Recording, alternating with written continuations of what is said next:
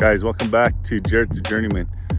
Today we're continuing looking at this water system that the videos on the booster station show the MCC going in. If you guys haven't seen those videos, I'll post a link up or a window up above me and you guys can go back and watch that.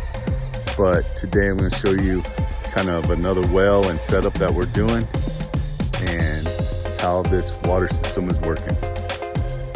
All right, so here's a new rack that we put in.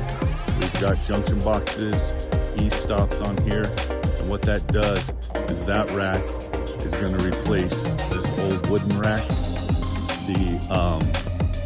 The meter's coming off and disconnects coming off, so that will not be in use anymore. That will be coming from the new MCC. This new well will be fed off of this rack right here that we put in. So all those conduits, you've got an incoming from the building, the MCC building, going up, making junctions, and coming down into these conduits that will attach to the well or to the pump itself. And then at some time, the green flow meter is going to be replaced to a new automated flow meter that will be talking to the SCADA system.